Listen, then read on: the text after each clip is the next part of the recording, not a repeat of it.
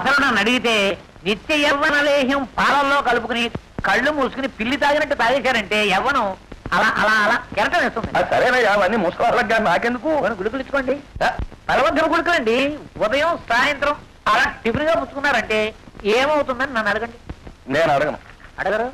నేనే చెప్తాను. అక్కర్లేదు, నేను చెబుతాను. అలా వారం రోజులు టిఫిన్ గా పుచ్చుకుంటే వాడు పాడి మీద పడుకుని అలా శ్మశానం దాకా చెక్కారు వెళ్ళిపోతాడు. అంతేనా? ఏమైనా చూసుకుంటే నీ మేనేజర్ గిరి చూసుకో, లేదా నీ దుర్పిని చూసుకో, అంతేగాని ఇలా గుడిలో లేచాలని నా ప్రాణది. మాట విను. మాట చూడండి, ఆయన మాట పడిపోవడానికి ఎక్కడైనా చూర్ణం దొరుకుతుందా? నా దగ్గర లేదండి. ఎవరన్నా కోరు అని అడగాలి. అడిగి తెలుసుకుని రాకన్నా నువ్వు ముందు సేవించి తర్వాత మాట్లాడు. నేను సేవించా? బాధ పెట్టొద్దు. ఏమిటండి, ఏమంటాడు మేనేజరు? ఏమంటాడు? కలరా క్రిమినల్ ఒళ్ళంతా వ్యాపించేసి మనసంతా బాధ పెట్టేశాడు. వీడే కనుక ఇంకో సంవత్సరం పాటు ఇక్కడ ఉంటే ఇక్కడ భోజనం ఉచితం, గది ఉచితం అన్నా సరే ఒక్కడి దిగడం.